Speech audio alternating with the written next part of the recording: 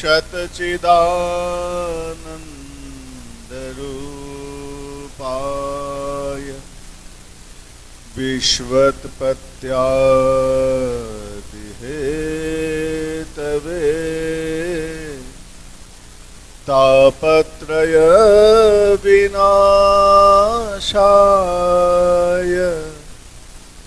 श्रीकृष्णाय वयं नमः। नित्यानन्द नमस्तुभ्यं प्रेमानन्द प्रदायिने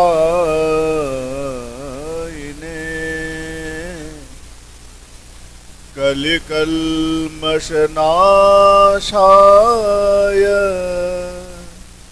श्रीजाह्नवापतये नमः।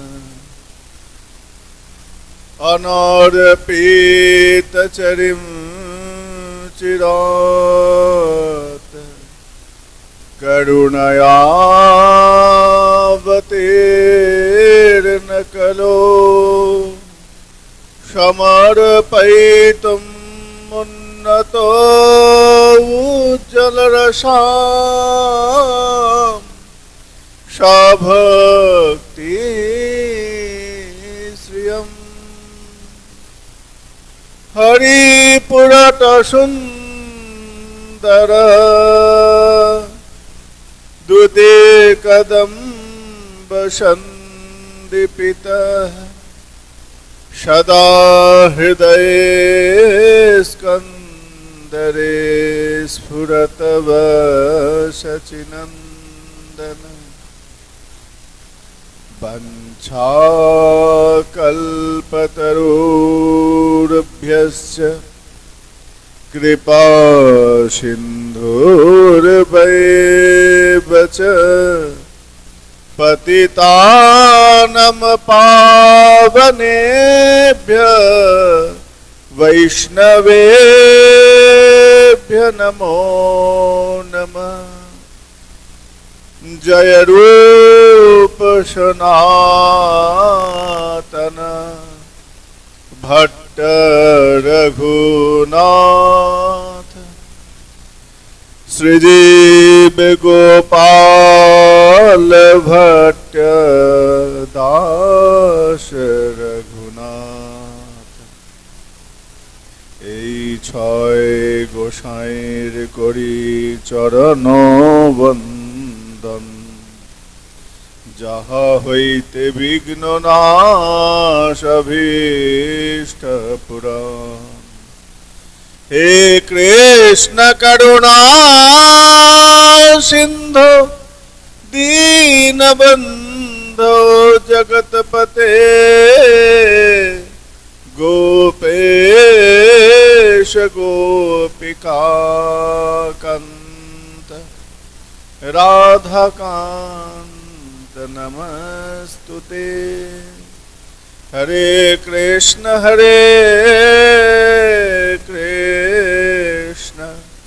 कृष्ण कृष्ण हरे हरे हरे राम राम राम हरे हरे। जय जय श्री निताय गौर सीतानाथ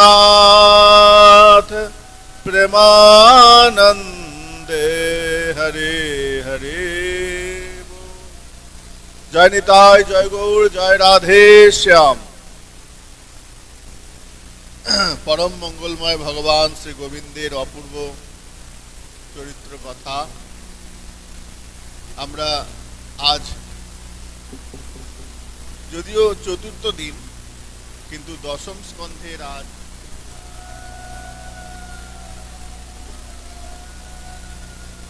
প্রথম দিন আমরা শ্রী জগন্নাথ দেবের কথা আস্বাদন করেছি। তো গতকাল আমরা যেখান থেকে বিশ্রাম রেখেছিলাম সেখান থেকেই শুরু করব। শ্রীমদ্ ভাগবতের দশম স্কন্ধে ভগবানের অপূর্ব লীলা কথামৃত প্রথম যে লীলা ভগবানের বাৎসল্য লীলা। এই বাৎসল্য লীলা প্রত্যেক মায়েদেরকে বড় আকৃষ্ট করে। মায়েরা খুব প্রাণ দিয়ে কথা শোনেন। যখন গোবিন্দের এই বাল্যলীলা শ্রবণ করেন, মায়েদের অন্তরে সেই প্রেমের উদ্রেক হয়, কারণ এটা বাৎসল্য রস। বাৎসল্য রস ভগবান শ্রীকৃষ্ণ প্রত্যেক মায়েদেরকে আকর্ষণ করে। যখন যখন যে লীলাটা হয় জানো তো, সেই লীলা ভগবানের আকর্ষণ শক্তি সেইভাবেই আকৃষ্ট করে। ভগবানের লীলা শক্তিটা এমন, যখন যখন যে লীলা হয় শ্রোতাগণের মধ্যে সেই সেই ভক্তের সেই সেই আস্বাদনটা প্রগাঢ় হয়। যদিও ভগবানের সব লীলাই উত্তম, তথাপি যেমন যেমন শ্রোতা, যেমন যেমন আস্বাদক, তেমন তেমন আস্বাদন করে। যেহেতু রসের অনেক বিভাজন রয়েছে, বাৎসল্যময়ী রস, সখ্যময়ী রস, মাধুর্যময়ী রস, শান্তময়ী রস, দাস্যময়ী রস, এই যে এত প্রকার রসের এত প্রকার রয়েছে, এই রসের ভিন্নতার কারণেও ভগবান কিন্তু রসের নিজেকে এক একজন রসের রসিকের জন্য এক একজন রস প্রদান করেছে। এর প্রকৃষ্ট উদাহরণ পাওয়া যায় কোথায় জানো? যখন কংসের দরবারে প্রবেশ করছেন, কংসের দরবারে প্রবেশ করেই কবল পীরের দুটো দাঁত ভেঙে যখন মল্লযোদ্ধার ওই সিংহ দ্বারে প্রবেশ করেছে, দরজা যখন খুলে, দরজা ভেঙে, খুলে নয়, দরজা ভেঙেই কৃষ্ণ বলরাম দরজা ভেঙে যখন ভেতরে প্রবেশ করেছেন, এখানে এক অপূর্ব দৃশ্য আমরা দেখতে পাই। মহাজনগণ বলছেন কৃষ্ণ বলরাম এসেছে, কিন্তু কৃষ্ণ বলরামকে দেখে যার যেমন রসের পাত্র, সে সেই রকম রস আস্বাদন করে নিচ্ছে। কিরকম ব্যাপারটা কিরকম দাঁড়ালো না, ওই যে কংসের মল্লযুদ্ধের আসরে প্রবেশ করেছেন কৃষ্ণ বলরাম, মায়েরা দেখছেন ওটা আমার কানাই, আমার ছেলে, আমার সন্তান। আবার বাবারা সন্তান রূপে দেখছেন, অল্প বয়সের ছেলেরা সখা বন্ধু রূপে দেখছে, কুমারী বয়সের মেয়েরা বান্ধবী দেখছে, তার থেকে একটু যারা বয়সের তারা দেখছে কে না সাক্ষাৎ আমার প্রেমিক, তার থেকে আরো একটু উপরে যারা তারা দেখছে স্বামী। এই রকম বিভাজন রয়েছে। আবার যারা বিভিন্ন রাজারা এসেছেন, তারা দেখছে বড় এক রাজকুমার এসেছে, বড় রাজা এসেছে। আবার কংসের যারা সেনা, তারা দেখছেন বড় যোদ্ধা। অন্যদিকে কংসের যারা মিত্রবর্গরা রেখেছে, তারা দেখছে শত্রু, সাক্ষাৎ শত্রু। কংসের সঙ্গে তো আরো অনেকে ছিল, তারা বলছেন সাক্ষাৎ শত্রু এসেছে। আর কংস সাক্ষাৎ নিজে দেখছেন কি? যম। ভগবান শ্রীকৃষ্ণের ওই অপূর্ব মাধুর্যময় স্বরূপকেও সে যম দেখছে। বলেন এই কথাটা তো মিথ্যে হবার নয়। যে যেমন সে সেই রূপেই দেখতে পায়। ভগবান নিজে মুখে বলেছেন, যে যথা মাম প্রপদ্যন্তে তাং তথৈব ভজাম্যহম। আমাকে যে যেমন ভাবে ভজন করেছে, আমি তাকে সেইভাবেই দর্শন দিই। বলে কংস কি ভজন করেছে? কংস তো শত্রুতা করেছে। মহাজনগণ বলছেন, আরে তোমরা বুঝলে না, ভজন মানে কি জানো? ভজন মানে প্রতিনিয়ত তার চিন্তন করা, তাকে অনুধাবন করা, তাকে মনন করা, তাকে স্মরণ করা।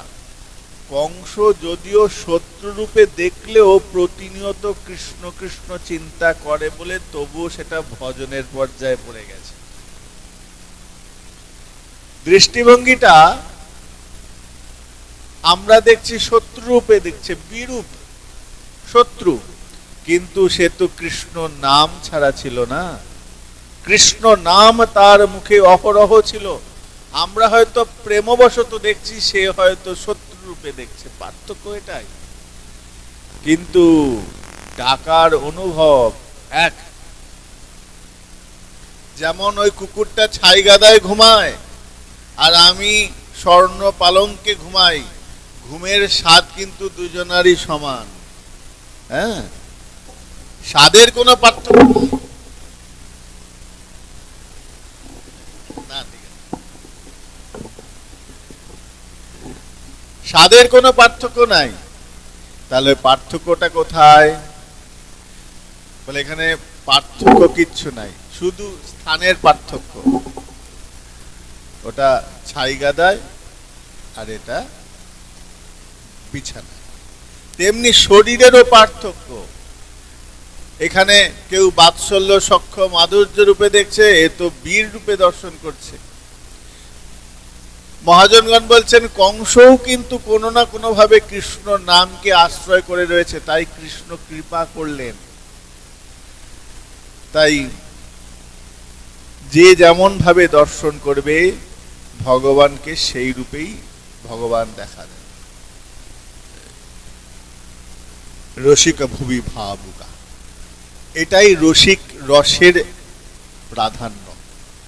রসিকবৃন্দ এই রসকে আস্বাদন করছেন, গোবিন্দকে মন্থন করে নিচ্ছেন। আর গোবিন্দ কিন্তু ছাড়ার পাত্র নয়, তিনিও সেই রসের পাত্র থেকে সেই রস আস্বাদ, একে অপরের দেওয়া নেওয়া চলছে। মায়েরা বাৎসল্য দিচ্ছেন, কৃষ্ণ বাৎসল্য গ্রহণ করছে। এই বাৎসল্য প্রেমময়ী রস ভগবান আস্বাদন করবার জন্য পৃথিবীতে এসেছেন।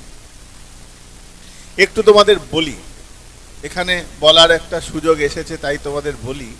আমাদের মহাজনগণ বলছেন, যদিও এটা কোনো শাস্ত্রীয় প্রমাণ খুব একটা পাওয়া যায় না, তবু আমার খুব মনে লেগেছে কথাটা। ভগবান মাতৃগর্ভ থেকে এলেন, যদিও তার জন্ম নাই, তার মৃত্যু নাই, কিন্তু তিনি সেটাকে গ্রহণ করলেন এবং অঙ্গীকার করলেন, পালন পর্যন্ত করলেন। এই নিয়মের মধ্যে তিনি আবদ্ধ হলেন। এই জন্য আমরা অনেক কথা বলি কৃষ্ণের সম্বন্ধে, গৌরের সম্বন্ধে, মারা গেছে, অমুক মারা গেছে। অনেক কীর্তনিয়াদের মুখে শুনি কৃষ্ণ তীরবিদ্ধ হয়ে মারা গেছে, অমুক জন বলছেন মহাপ্রভুকে ওখানে গিয়ে মারা হয়েছে। আসলে এরা কীর্তন শিখেছে কিন্তু ভজন নাই, ভজনহীন কীর্তন তো, যার জন্য উপলব্ধি নাই, আস্বাদন নাই, ভগবত তত্ত্বের অনুভব নাই। কীর্তন করছে অথচ তারা বড় বড় কীর্তনিয়া, এই ইউটিউবে ফেসবুকে প্রচুর কীর্তন করে বেড়ায়, মানে লাখ লাখ টাকা তাদের কীর্তনের বাজেট, কিন্তু ন্যূনতম বোধ তাদের নাই। কৃষ্ণ মারা গেছে, মহাপ্রভু মারা গেছে, এই রকম শব্দ প্রয়োগ করে থাকে। তো যাই হোক, ওদের সেটা ব্যক্তিগত ব্যাপার, যারা শোনে তাদেরও আনন্দই নিশ্চয়ই পায়, নাহলে এরকম শুনো। আমাদের তো কষ্ট লাগে এই কথাগুলো শুনলে। তো ভগবানের এই যে স্বরূপ, এই যে বাৎসল্যময় স্বরূপ, এই বাৎসল্যময় স্বরূপকে আস্বাদন করবার যে অভিপ্রায় কবে এলো জানো? কবে থেকে এই অনুভব এলো? আমরা পূর্ব যত অবতার দেখি, পূর্ব অবতার যখন থেকে দেখি, তার মধ্যে কোথাও সমুদ্রের তল থেকে উঠে আসছে, কখনো বাতাস আকাশ থেকে সরাসরি নেমে আসছে, কখনো স্তম্ভ বিদীর্ণ করে বেরিয়ে আসছে, বিভিন্ন রকম রূপ ধরে আসছে। নৃসিংহ অবতারে ওটাই শেষ অবতার, যেখানে ভগবান স্তম্ভ থেকে বেরিয়ে এসেছেন, তারপর আর কোনো নির্জীব থেকে ভগবান বেরিয়ে আসেননি, সজীব। ঘটনা তোমাদের একটু সংক্ষিপ্তভাবে বলে যাই। যখন নৃসিংহদেব হিরণ্যকশিপুকে বধ করলেন, বধ করার পর সিংহাসনে গিয়ে বসেছেন, এমন সময় প্রহ্লাদ, কয়াধু দাঁড়িয়ে আছে, সকলে দেখছেন, সব দেবতারা সকলে এসেছেন, শিব ব্রহ্মা কে নাই, সকলে এসেছেন, সব দেবতারা এসেছেন। দেবর্ষিপাদ নারদ গিয়ে বলছেন, প্রভু একটু শান্ত হন। দেবর্ষিপাদ নারদ যেই বলেছেন, নৃসিংহদেব বড় বড় চোখ করে তাকিয়েছেন, নারদ পেছনে চলে গেছে।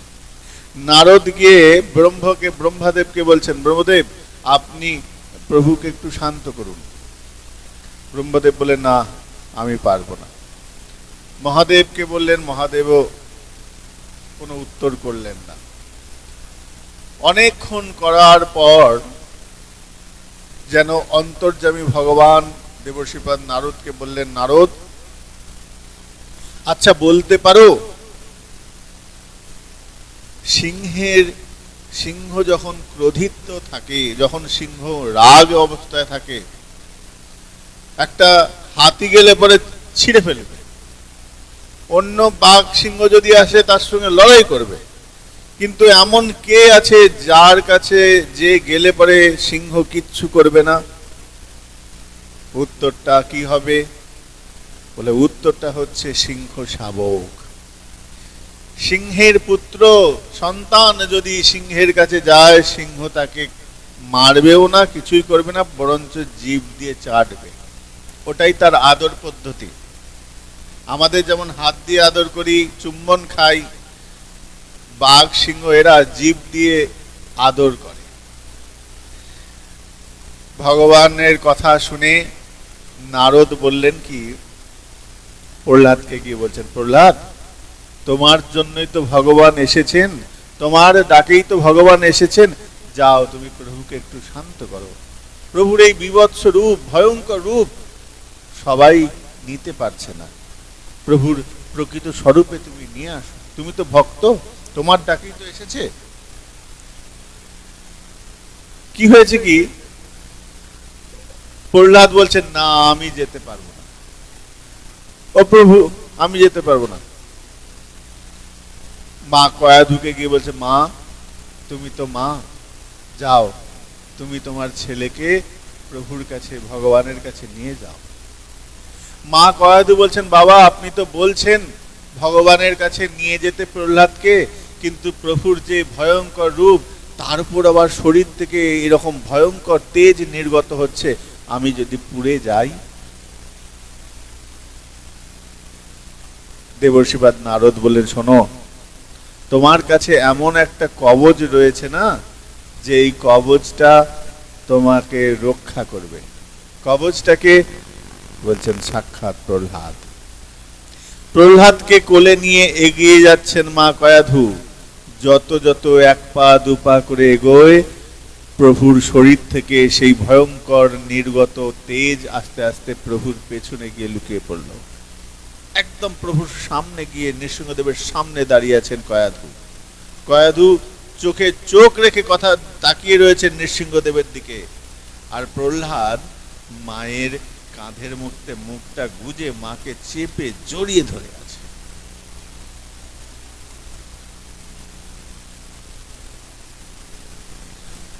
প্রভু আমার বলছেন, প্রহ্লাদ তোমার জন্য তোমার এখানে আসা, একবার তাকাও, একবার দেখি তোমার মুখটা।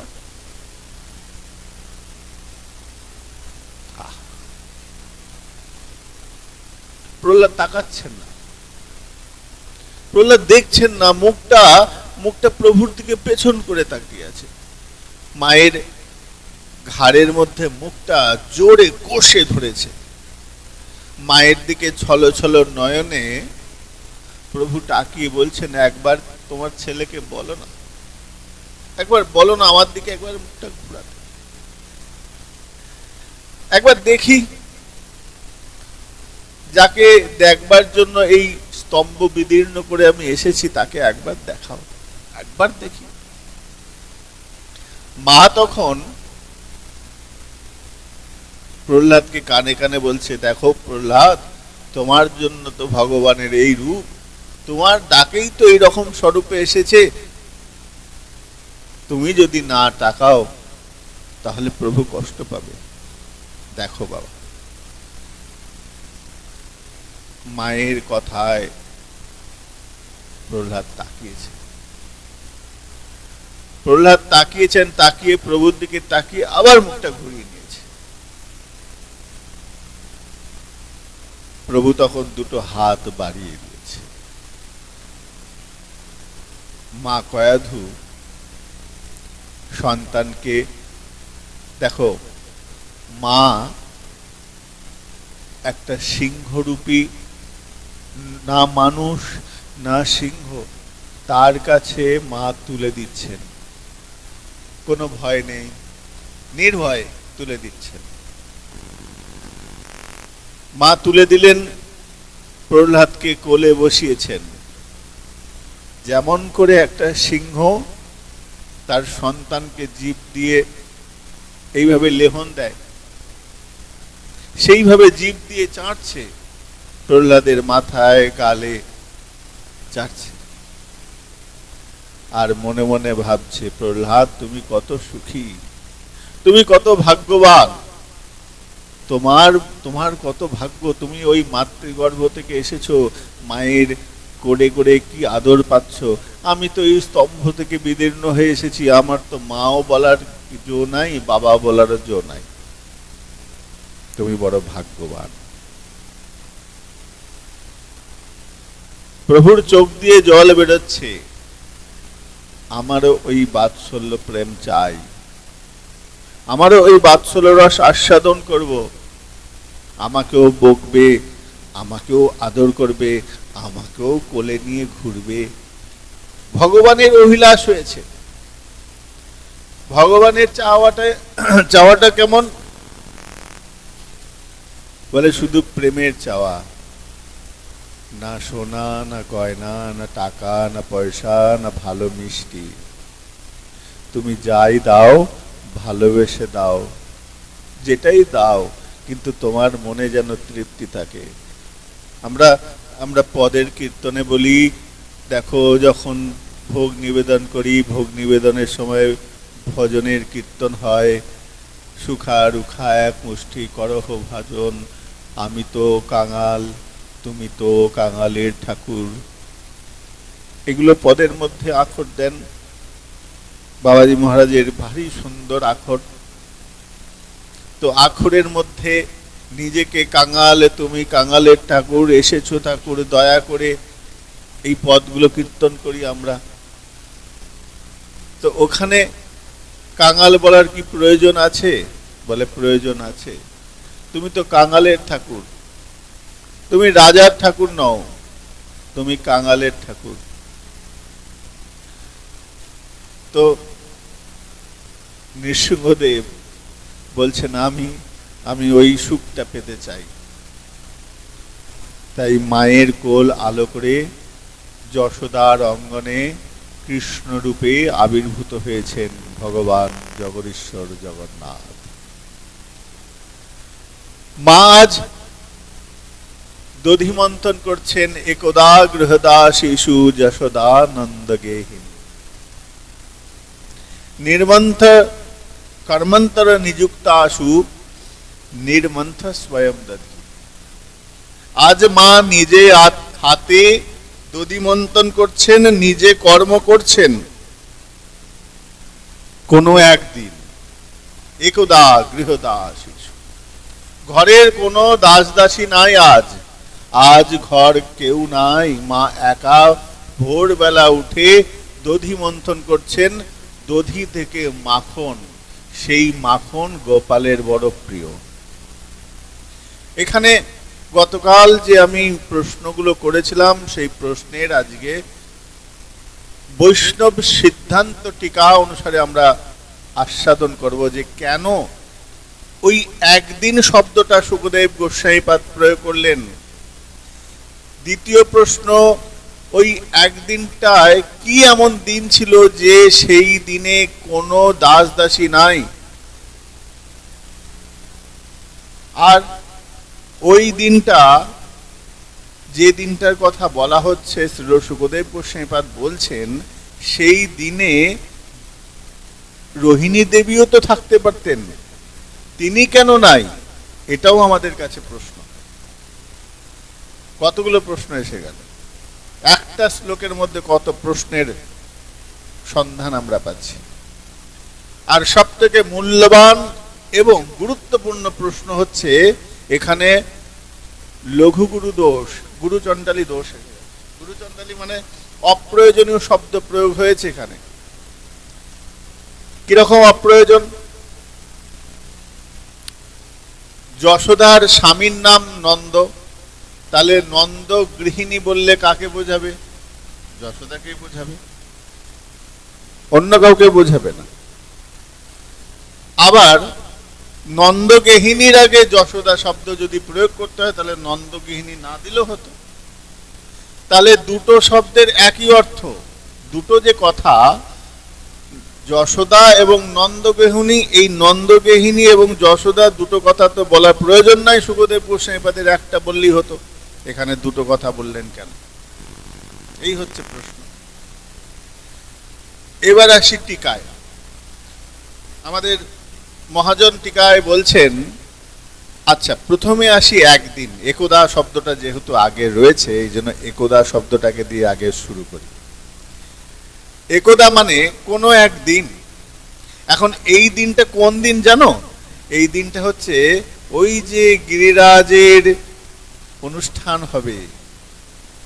গিরিরাজ অর্থাৎ তার আগে যে ইন্দ্রযজ্ঞ হবে, তখনও তো গিরিরাজের কথা আসে নাই, ইন্দ্রযজ্ঞ অনুষ্ঠান হবে। এই ইন্দ্রযজ্ঞ অনুষ্ঠানের জন্য নন্দ বাবা ঘরের যত দাস দাসী আছে সব রান্না বান্না করা, সবজি আমানি করা, এই সব কাজে সব দায়িত্বে দিয়ে দিয়েছেন। কেন? ইন্দ্রকে সন্তুষ্ট করতে হবে, বৃষ্টি আসবে, তার পেছনের ইন্দ্রের কাজ তখনকার নন্দ বাবা মনে করতেন, তার গ্রামবাসীরা মনে করতেন। তাই গ্রামের এবং রাজার ঘরে যত সেবক ছিল সবাই কাজে লেগে গেছে। তাই ওই দিনটা কোনো দাস দাসী পাওয়া যাবে না। আচ্ছা, রোহিণী দেবী কোথায় গেলেন? রোহিণী দেবী কোন এক শাস্ত্রে বলছেন রোহিণী দেবী নাই, কারণ নন্দের অনেকগুলো ভাই ছিল। কোন এক দাদার বাড়িতে অনুষ্ঠান ছিল, সেখানে রোহিণী আমন্ত্রিত ছিল। সেই আমন্ত্রিত কাকে করেছে? বসুদেবের স্ত্রীকে। এখানে বসুদেবের স্ত্রীর মর্যাদা রক্ষার্থে নন্দ ওই রোহিণী দেবীকে যেতেই হবে, তাই গেছেন, দ্বিতীয় একটা কারণ।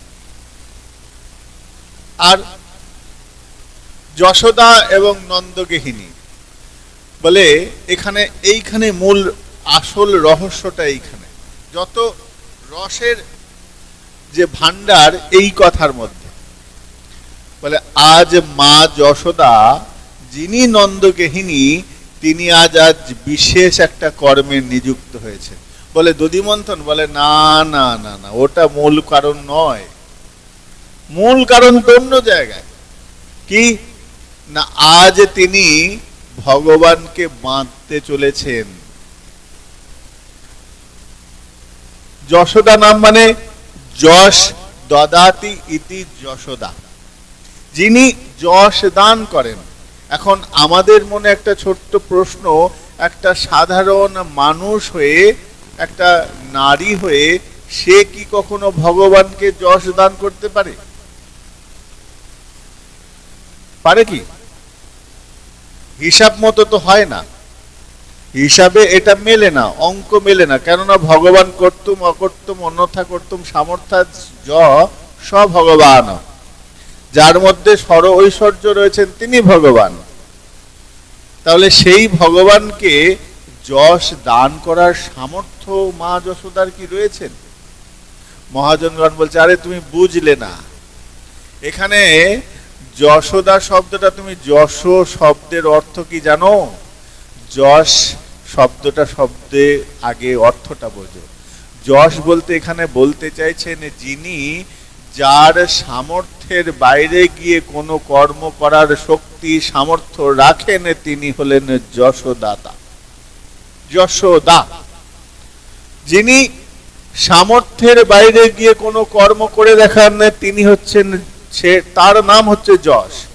আর সেই যশ যিনি দান করতে পারেন, তিনি হলেন যশোদা।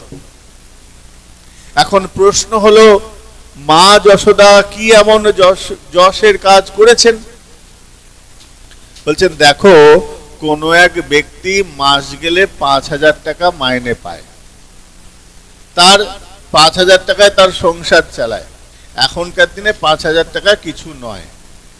সেই ব্যক্তি যদি এখন খুব সাড়ম্বর সহকারে দুর্গাপুজো অনুষ্ঠান করে, তাহলে এটা তো স্বাভাবিক নয়। কেননা দুর্গাপুজো 5 দিন ব্যাপী চলে, তার আগে থেকে তার প্যান্ডেল করা, তার মূর্তি স্থাপন, ব্রাহ্মণের সঙ্গে সেবা, লোকজন লাগে, লোককে খাওয়ানো লাগে, প্রচুর হ্যাঙ্গাম পরিশ্রম, তার সঙ্গে অর্থ ব্যয় তো রয়েছে। বড় বড় ক্লাব কর্তৃপক্ষ হিমশিম খেয়ে যায় দুর্গাপুজো করতে গেলে। সেখানে একটা মানুষ 5,000 টাকা আয় করে, সে যখন দুর্গাপুজো করছে, সেটা তার কৃতিত্ব, সেটা তার যশ। বলছে, দেখেছো, লোকটা 5,000 টাকা মাইনে, কিন্তু বুকের পাটা আছে। বুকের পাটা আছে, দুর্গাপুজো করছে। দুর্গাপুজো সাধারণ বাড়ির লোক করতে পারে না, একটু বড় পয়সাওয়ালা লাভ। আগেকার দিনে সব জমিদার বাড়ির লোকেরাই দুর্গাপুজো করতো, কোনো সাধারণ বাড়ির লোকেরা দুর্গাপুজো করার চিন্তাই করতে পারে না। কেননা দুর্গাপুজোয় প্রচুর ঝামেলা, অর্থ, লোকবল লাগবে, দুটোই লাগবে। এটাই যশ। এখন মা যশোদা কি যশের কাজ করেছেন? বলে, ওই যে আজ মা যশোদা যাকে কেউ বাঁধতে পারে না, যিনি বন্ধনের বাইরে, যার অন্তর নেই, যার বহির নাই, ন চন্তর বহির যস্য, যার অন্তর বলে কিছু নাই, যার বাহির বলে কিছু নাই, সেই অন্তর বাহির সব থেকে মুক্ত যিনি, যিনি ত্রিগুণাতীত, যাকে কোনো গুণ স্পর্শ করতে পারে না, যাকে কোনো দোষ স্পর্শ করতে পারে না, সেই অনাদির আদি গোবিন্দ ভগবানকে আজ বাঁধবার অভিপ্রায় চেষ্টা করেছেন। এই চেষ্টার যশ হয়েছে।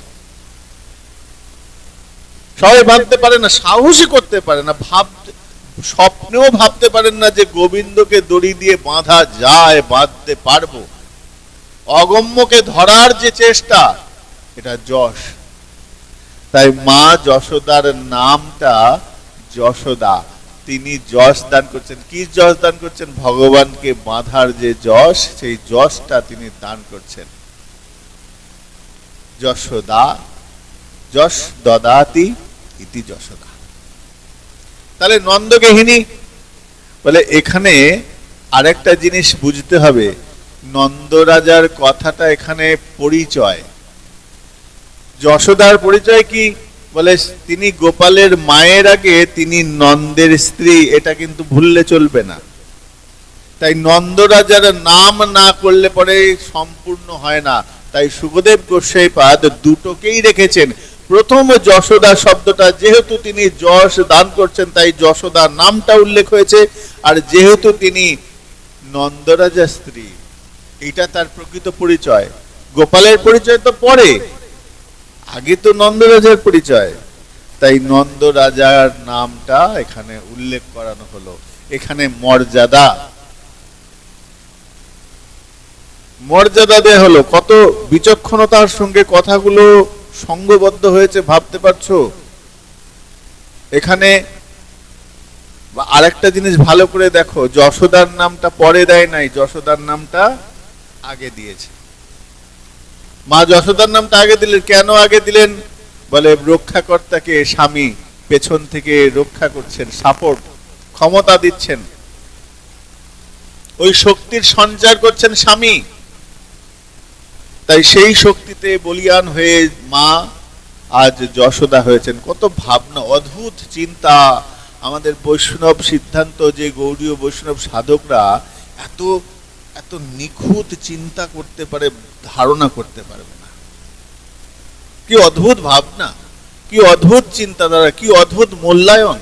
শুধু এই একটা শ্লোক দিয়েই তারা কত কিছু ভেবেছে আমরা ভাবতেই পারি না। কেন আগে দিল, কেন পরে দিল, আমরা তো পড়ে চলে যাই, দিব্যি পড়ে চলে যাই শ্লোক। কিন্তু মহাজন এই জন্য টিকা আস্বাদন ব্যতীত কখনোই ভাগবত আস্বাদন হবে না। মানে বই দেখে হবে না, গল্পের মানে বই, এই শ্লোকের মানে দেখে তুমি কখনোই প্রকৃত রস আস্বাদন পাবে না। আর এইগুলো কোনো কীর্তনেও বলবে না, কোনো ভাগবত সপ্তাহে এত গভীরে যেতেই পারবে না। কেন? ওদের সময় নাই, সত্যি সময় নাই। এত অল্প সময়ে বিশ্লেষণ করা অসম্ভব, অসম্ভব। শুধু এই দামবন্ধন লীলা এত মোটা গ্রন্থ আছে, শুধু দামবন্ধন লীলা। মা যশোদা কৃষ্ণকে বেঁধেছেন, তার উপর একটা টিকার গ্রন্থ আছে। আমরা মা যশোদাকে গুরু রূপে দেখছি। মহাজনগণ বলছেন, আমাদের টিকাকারগণ বলছেন, মা আজ গুরু রূপে গুরুর আসনে বসেছে। এখানে গুরু শব্দটা না নারী না পুরুষ, এখানে গুরু একটা সত্তা, গুরু একটা শক্তি। কি শক্তি না, আমরা যে দামোদর মাস ব্রত পালন করি, এই দামোদর মাস ব্রতের মূল কাণ্ডারি এই মা যশোদা। মা যশোদা হচ্ছেন দামোদর মাসের স্রষ্টা বলা যেতে পারে, যিনি দড়ি দিয়ে বাঁধার যে প্রচেষ্টা করেছেন, যে দুঃসাহস দেখিয়েছেন, ভগবানকে বাঁধবো এই দুঃসাহস দেখাবার ক্ষমতা প্রকাশ করেছেন। তাই দামোদর মাসকে আমরা প্রণাম জানাই, মা যশোদাকে প্রণাম জানাই। এই মাসটা হচ্ছে মা যশোদাকে পূজার। আমরা দামোদরের পূজা করি, দামোদরকে চিন্তন করি, কিন্তু মূল বলে দেবতার তো একটা গুরু থাকতে হবে। কোন মন্ত্রের দেবতা থাকবে, তার গুরু থাকবে, তার ঋষি থাকবে, তার ছন্দ থাকবে। বলে এখানে কিন্তু অন্য কেউ গুরুর আসনে বসার যোগ্যতা নাই। এখানে একমাত্র মা যশোদা ওই আসনে বসে অধিষ্ঠান করে রয়েছেন। মা শেখাচ্ছেন। এখানে কোনো নারী পুরুষ রূপ দেখলে কিন্তু ভুল হয়ে যাবে। এখানে শিক্ষাটা মূল। এখানে কি শিক্ষা? যে আমি তোমাকে বাঁধবো, এই বাঁধার সাহসটা আমাদের যোগায়। তাই দামোদর মাস ব্রত করা হয় কেন? প্রভু তোমায় বাঁধবো বলে। মায়ের শিক্ষায় আমরা শিক্ষিত। মা যশোদা গুরু রূপে আমাদেরকে শিক্ষা দিচ্ছেন। কর্মন্তর নিযুক্তাসু নির্মন্থ স্বয়ং দধি। আজ মা যশোদা দধি মন্থন করতে বসেছেন বলে এখানে আর একটা বড় প্রশ্ন এসে গেল, ভয়ঙ্কর প্রশ্ন। কি প্রশ্ন না, প্রশ্নটা হচ্ছে মা যশোদা নিজে হাতে আজকে দধি মন্থন করছেন, মাখন নির্গত করছেন। দধি মন্থন কিভাবে করে? একটা হাঁড়ির মধ্যে দই থাকে, দইয়ের মধ্যে একটা লাঠি দধি দণ্ড থাকে, আর একটা দড়ি দিয়ে পেঁচানো থাকে, দুই হাত দিয়ে মাছ টানে। দধি মন্থন যত হবে সেই দধি থেকে মাখন নির্গত হবে। এখন বিষয়টা কি জানো তো? এখানে মা নিজে হাতে করছেন। এখানে মহাজনগণ প্রশ্ন করছেন, আচ্ছা মা কেন করছেন? বলে এর দুটো কারণ। প্রথম কারণ হচ্ছে ঘরে কোনো দাস দাসী নাই, ঘরে কোনো সেবিকা নেই, অগত্যা মাকেই বসতে হবে। এটা গেল প্রথম। দ্বিতীয় কারণটা বড় অদ্ভুত। মায়ের মনে বড় জিজ্ঞাসা যে আমার ঘরে এত সুন্দর সুন্দর মাখন থাকতে আমার গোপাল কেন চুরি করতে যায়? এটা বড় মনে মায়ের জিজ্ঞাসা। আমাকে লোকে এসে বারবার বলতে আসে, মা তোমার গোপাল চুরি করেছে, মা তোমার গোপাল চুরি করেছে। কেন চুরি করতে যাবে? আমার বাড়িতে এত মাখন রয়েছে, কেন তোমার বাড়িতে চুরি করতে হবে? এই প্রশ্নের সন্ধান মা খুঁজে পাচ্ছেন। মা ভাবছেন আমার ছেলের কি স্বভাবটাই এরকম, নাকি সত্যি সত্যি আমার যারা কাজের সেবাদাসী রয়েছে তারা ঠিক যত্ন করে আমার গোপালের জন্য তৈরি করেন না?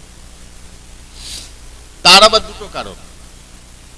এই যে সেবা যে করছে না, আর কৃষ্ণের গোপালের যে স্বভাবটা এরকম, অভাবে না স্বভাবে জানতে হবে।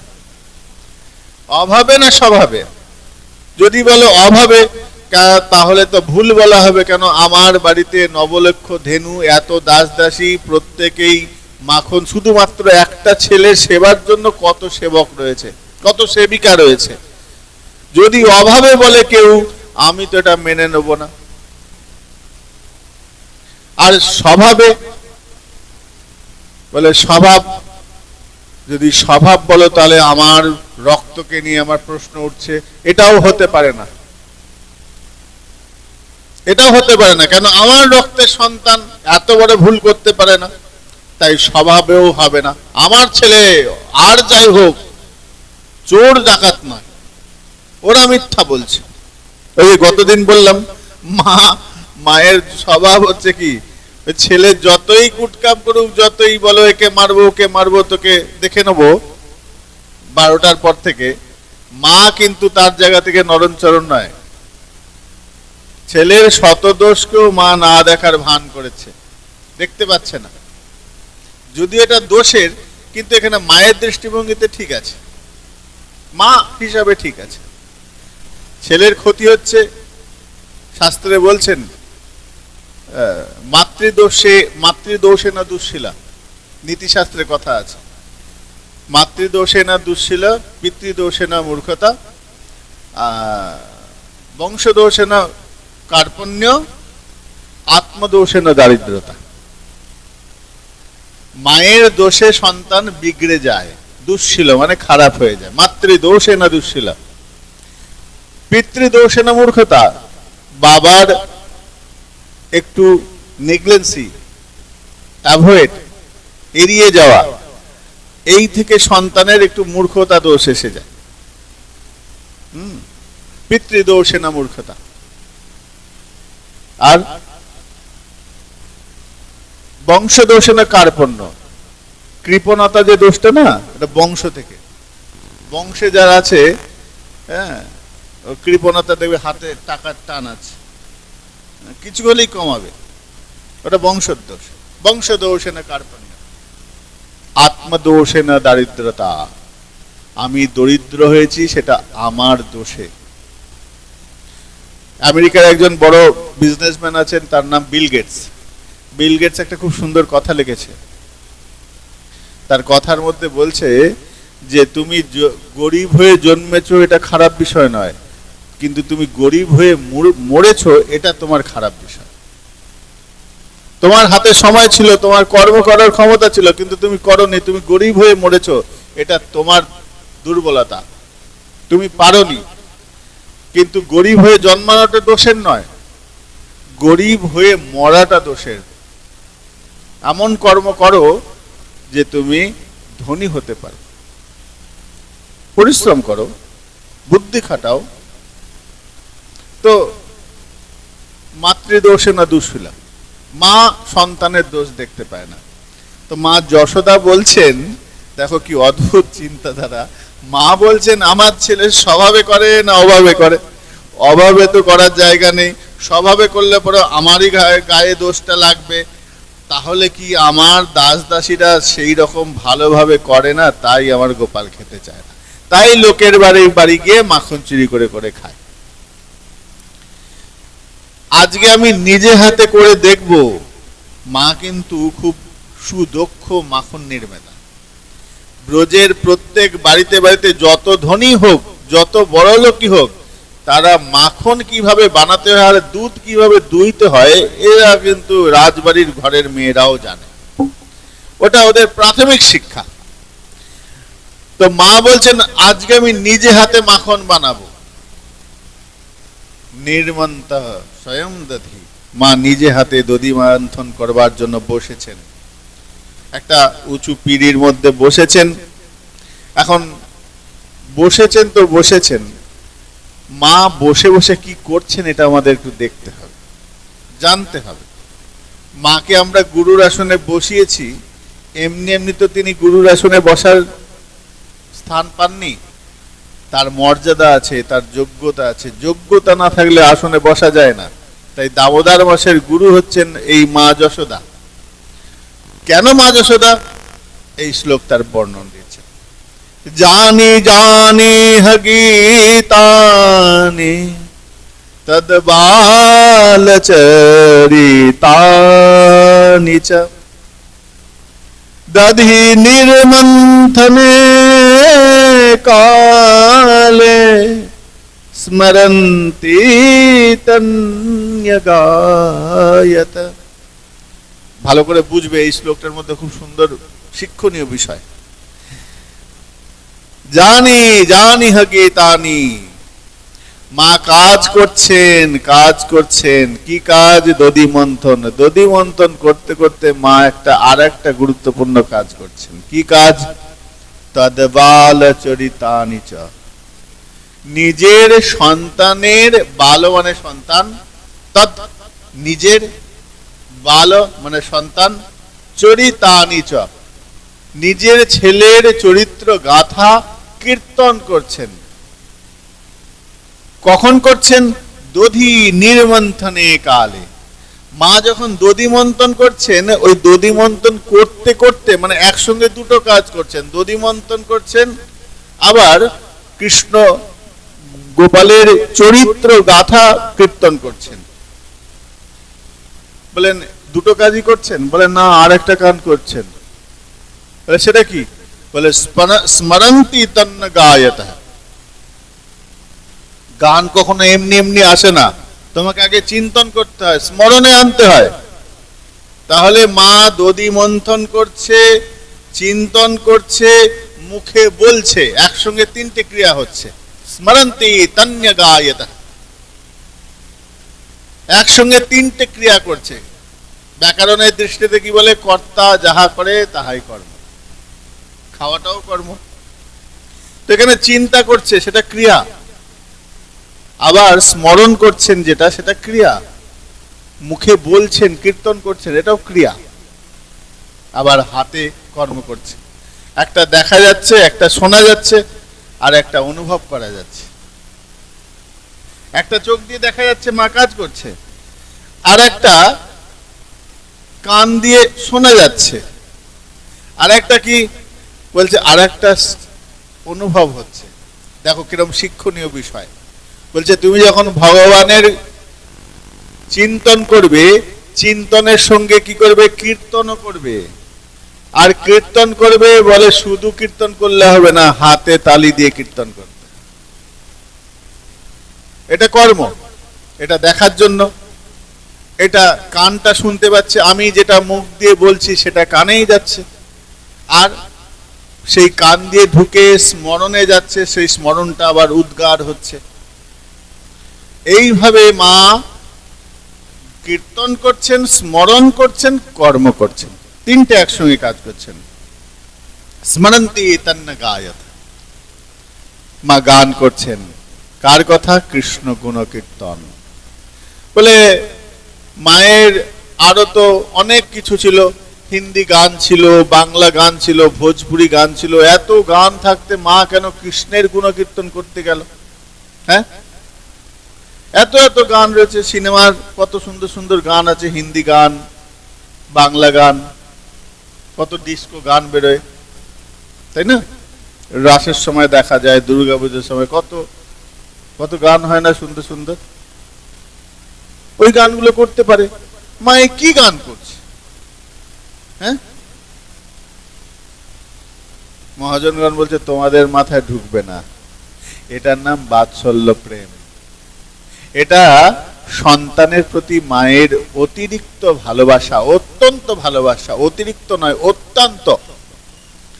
এই ভালোবাসা কীর্তন রূপে বেড়েছে। আমার ছেলে সকালবেলা উঠে কি করে না করে সেটাই একটা গান বেঁধেছেন, কোনো বাইরের সঙ্গীত নয়। এখন যেমন হরে কৃষ্ণ নামের সঙ্গে হিন্দি গানের ডিস্কো গান ঢুকিয়ে দিল। আর তোমাদের মতন কত মানুষ আছে হাউ হাউ করে কাঁদে। কি কান্না, ওরে বাপ রে, কান্না দেখলে আমারই কান্না চলে আসে। ওই হারমোনিয়াম বাজাতে বাজাতে কাঁদছে, আর এইদিকে অষ্টম প্রহরে ঘুম আসছে, কাঁদছে।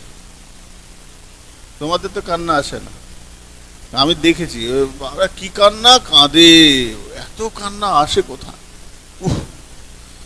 আমাকে একজন বলছে একটা ঘটনা, বলছে দাদা অষ্টম প্রহরের ঘটনা একটা বলি, খারাপ নেবে না।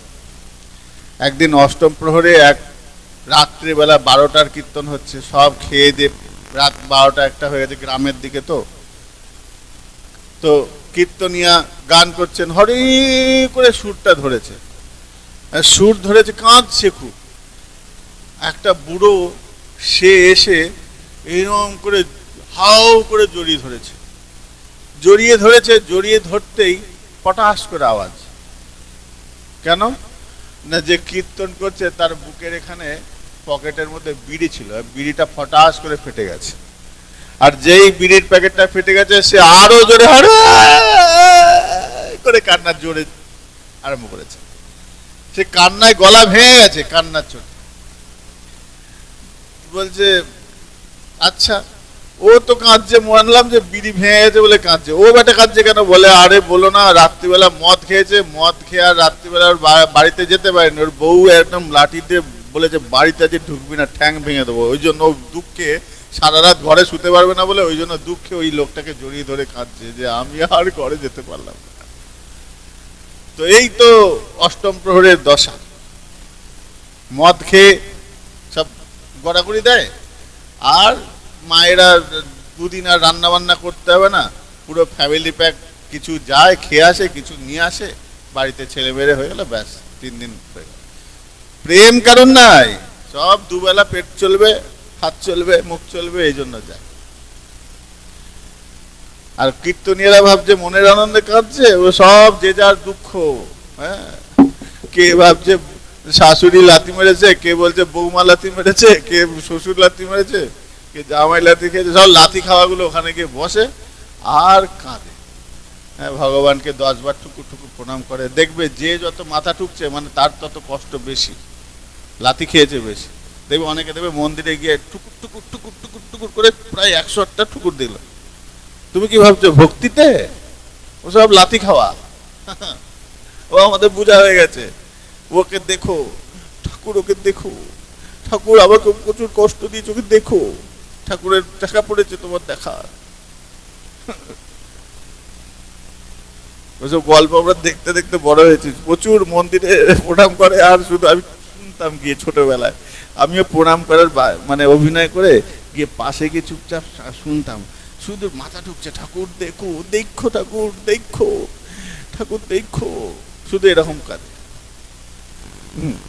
ভক্তি কাজ করা ভক্তি, সব প্রতিশোধ দেবে, ঠাকুরকে 2 টাকা প্রণামী দিয়ে দেখবো। তো এই তো কলির অবস্থা। মা যশোদা তান্না গায়াতি, মা কাঁদছেন, মা গান করছেন।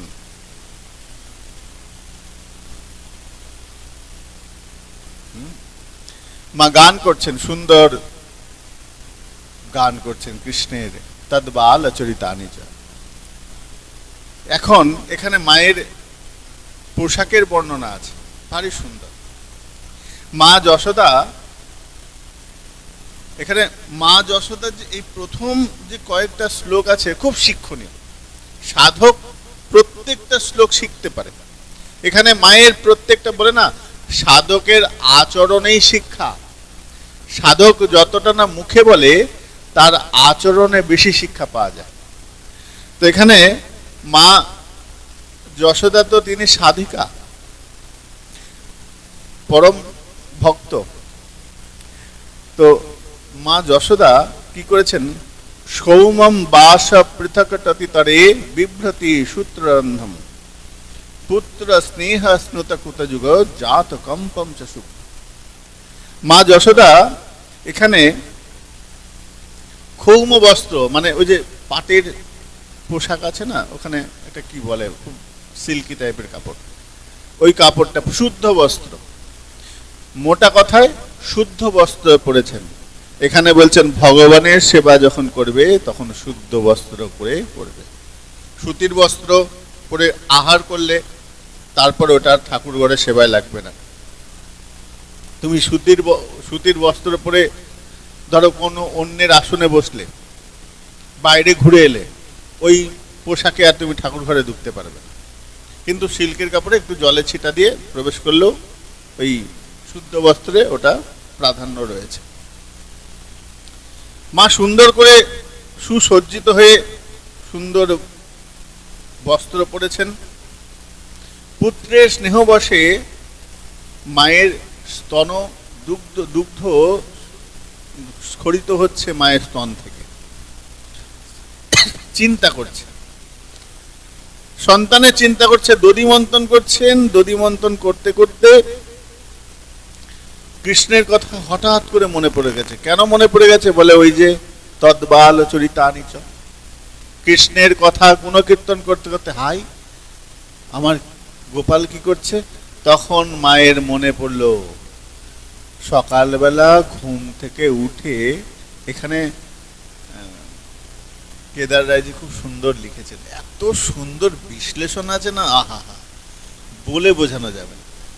এখানে যে মনে হচ্ছে যেন সাক্ষাৎ তিনি ওখানে দাঁড়িয়ে রয়েছেন, এমন ভাবে কথাগুলো লিখছেন। আমি পড়ছি আর ভাবছি যে তিনি তো একজন ত্যাগী সন্ন্যাসী, তিনি ত্যাগী সন্ন্যাসী, একজন পুরুষ মানুষ, একজন মায়ের এই অভিব্যক্তিটা কি করে ধরলো, আমি অবাক হয়ে যাচ্ছি তার লেখনীতে। লেখনীর মধ্যে কত তোমাদের মনে হবে যে এই এই অনুভবটা আমাদের হয়। উনি তো শরীরে পুরুষ শরীর, এই উপলব্ধিটা ওনার কি করে এলো? এত সুন্দর ব্যাখ্যা করেছেন। এই মা যশোদা এবং কৃষ্ণের ঘর থেকে বাইরে আসছে, বিষয়টা হচ্ছে মা কৃষ্ণকে ওই দোলনার মধ্যে শুইয়েছেন, না পাশে শুইয়ে রেখেছে, কোলে হাতের মধ্যে গোপালকে রেখে ঘুম পাড়াচ্ছিল। এখন ঘুম পাড়াতে পাড়াতে মা কি করেছেন, গোপালের মাথাটা হালকা করে ধরে হাতটাকে আস্তে আস্তে সরাচ্ছেন। দেখো তোমাদের মনের মিল হয়ে যাবে। আস্তে আস্তে হাতটা সরাচ্ছেন, মাথাটা আস্তে করে বিছানার উপর রেখেছেন। বিছানার উপর রেখে একটা মোটা বালিশ পাশে চাপিয়ে দিয়েছেন। মিলছে কথাগুলো? তোমরা যারা পুরনো সন্তান যখন ছোট ছিল, একটা গুরুত্বপূর্ণ কাজ আছে, এখন ছেলেটা কেঁদে উঠবে, দেখো এই ঘটনাগুলোই ঘটে। কিন্তু একটা ভারী বালিশ রেখে দিয়ে মা কেমন করে যাচ্ছে জানো? এবার অদ্ভুত, আমি শুধু ভাবছি যে ওই মানুষটার মাথায় এগুলো এলো কি করে। সাক্ষাৎ ওখানে গিয়েছিলেন, দর্শন করেছেন, নাহলে এই উপলব্ধি আসার কথা নয়। বলছেন মা যশোদা কৃষ্ণের দিকে পেছন করে যাচ্ছেন না। মা যশোদা যখন বিছানা থেকে নামছেন, কৃষ্ণের দিকে মুখ করে করে পেছনের দিকে যাচ্ছে। বলে কেন এইরকম কেন? বলে যদি একটু ডিসব্যালেন্স হয়ে যায়, গোপালের যা কাঁচা ঘুম ভেঙে যাবে। তাই মা খুব ধীরে ধীরে আস্তে আস্তে পাছাটাকে মানে কোমরটাকে তুলছে, আস্তে আস্তে পেছনের দিকে যাচ্ছে, আস্তে আস্তে আস্তে আস্তে ধীরে ধীরে ধীরে ধীরে। একটু খাট যদি নড়ে যায় গোপাল উঠে যাবে। তারপরে আস্তে আস্তে বিছানা থেকে নেমেছে, বিছানা থেকে নেমে বিছানায় দাঁড়িয়ে আছে, দাঁড়িয়ে দাঁড়িয়ে দেখছে, দেখছে তখনও দেখছে, দাঁড়িয়ে দাঁড়িয়ে দেখছে। নিঃশ্বাসটা গভীর গভীর নিঃশ্বাস ছাড়ছে কৃষ্ণ। বাচ্চাদের নাক ডাকাটা একটু কম শোনা যায়, মায়ের কান খুব একদম চক্ষু কান, মা শুনতে পাচ্ছে নিঃশ্বাসটা বেশ ভারী, তাহলে ঘুমটা মজবুত হয়েছে। মা যাচ্ছেন, দরজার দিকে যাচ্ছেন, কেমন করে পেছন ঘুরে, বলে না, তখনও কৃষ্ণের দিকে মুখ, পেছন করে যাচ্ছে, পেছনে করে যাচ্ছে। যেতে যেতে দরজার কোনায় এসে, দরজার কাছে এসে আবার উকি মেরে দেখছে। মহাজনগণ প্রশ্ন করছে, মা তোমার যদি এতই এইরকম অভ্যাস, কৃষ্ণ ছেড়ে যেতে পারছো না, যাচ্ছ কেন? মা তুমি যাচ্ছ কেন? তোমার যাওয়ার কি প্রয়োজন আছে? শোও না মা ছেলের পাশে, একটু শুলে কি হবে? মা বলছে আরে তোরা বুঝিস না,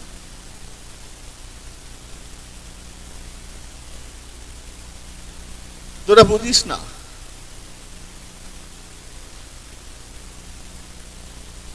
গোপাল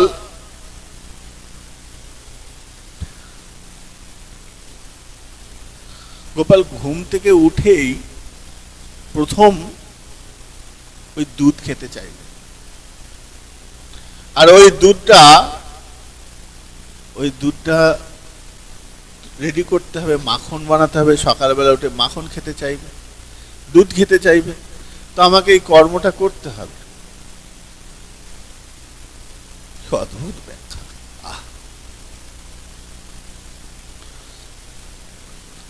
মহাজনগণ বলছেন আচ্ছা তোমার যখন এত সন্তানের প্রতি টান, তোমার কর্মটা না করলেই পারতে, কর্মটা করতে হবে না?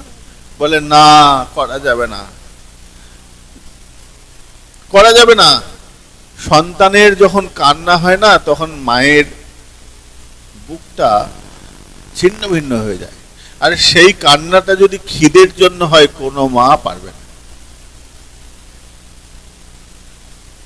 তো মা যশোদা বলছেন আমি তো মা, এখন হয়তো আমার একটু কষ্ট হচ্ছে কানাইকে ছেড়ে যেতে, কিন্তু কিন্তু ও যখন খিদের জ্বালায় কাঁদবে, এর 3 গুণ কষ্ট আমার লাগবে, 3 গুণ দুঃখ লাগবে।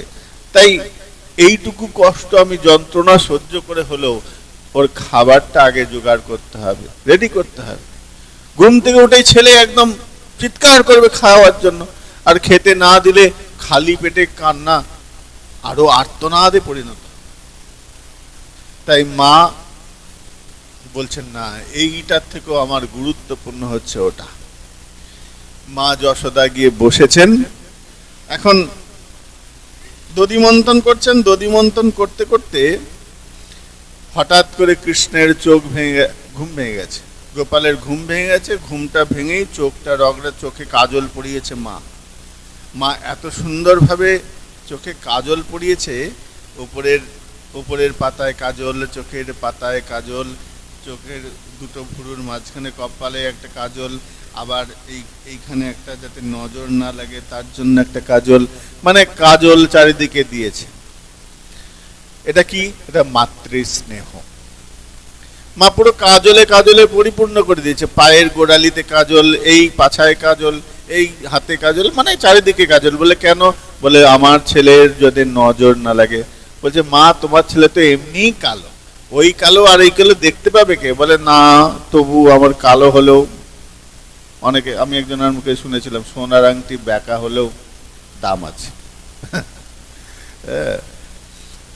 মানে একটা ছেলে আমাদের পাড়ার, খুব বাজে দেখতে, তোকে বলছে এই তোকে কেউ বিয়ে করবে না, হ্যাঁ তুই এরকম দেখতে, তোকে কেউ বিয়ে করবে না। বলে বকিস না বেশি, সোনার আংটি বেঁকা হলেও দাম আছে।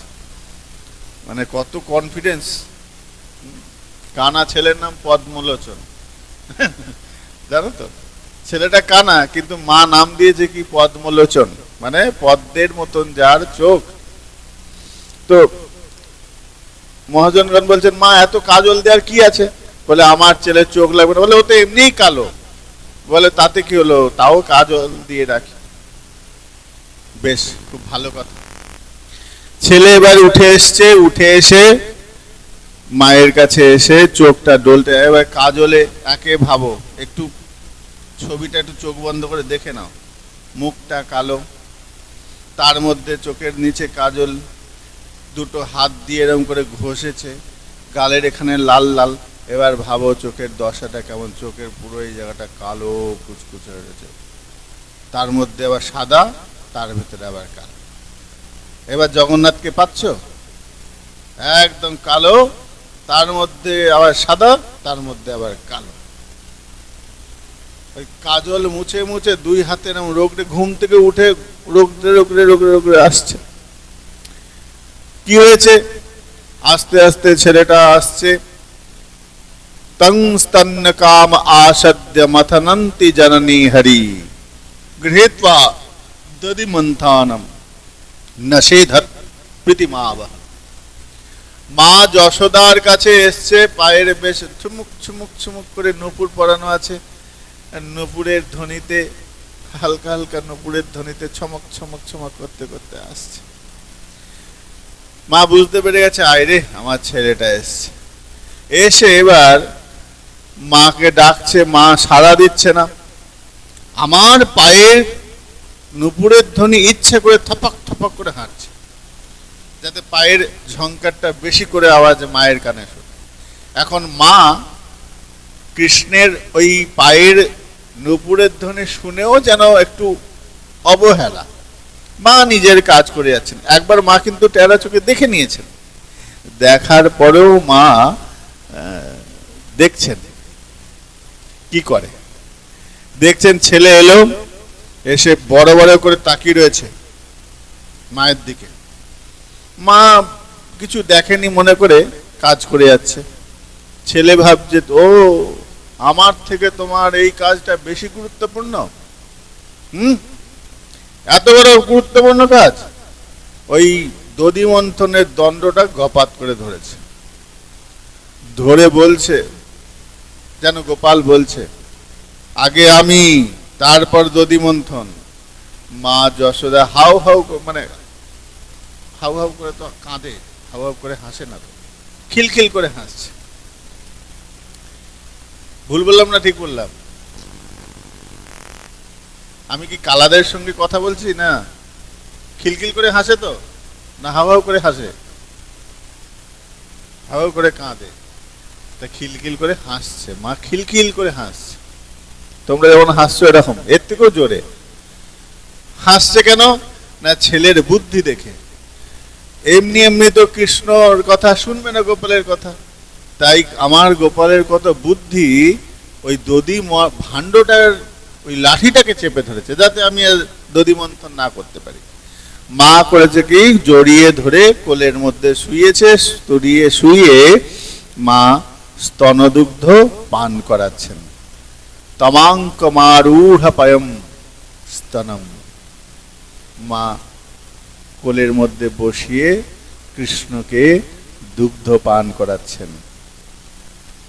স্নেহ স্নুত স্মমিতা মিক্ষতি মুখম।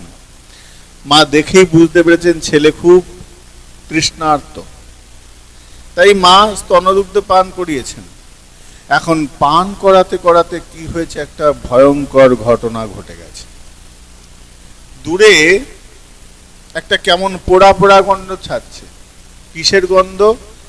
না, গোপাল যে প্রতিদিন ওই পদ্মগাভী দুধটা পান করে, পদ্মগন্ধা গাভীর দুধ পান করে, সেই দুধটা একটু জাল দিতে বসিয়েছিল মা। তো জাল দিতে বসিয়েছে, ওইদিকে উনানের আগুন জ্বলছে, আগুনের তাপে দুধ ফুটছে, দুধ ফুটতে ফুটতে কিছু দুধ উতলে পড়ে উনানের মধ্যে গেছে। সেই উনানের দুধটা পুড়ে গিয়ে একটা চুয়া গন্ধ ছাড়ছে, সেই চুয়া গন্ধটা মায়ের নাকে এসে পৌঁছেছে।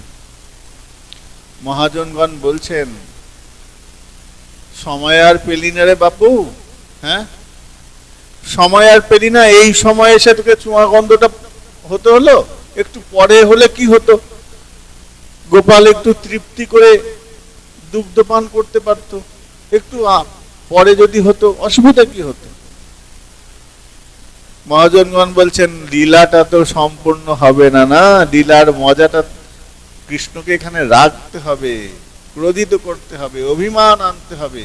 এখন অভিমান আনার জন্য ওই রান্নাঘরের উনানটা, ওই ফুটে যাওয়া দুধটা, এরা সবই সেবা, এরা সেবা করছেন। এই সেবাটা যাতে সুন্দর পরিপাটিভাবে হয়, সব যোগমায়া এগুলো এগুলো করাচ্ছে, ইশারা করছেন, এটা এটা ঘটছে। কেন, এরপরে আরো অনেক উদ্ধার আছে, এই উদ্ধারটা করতে হবে।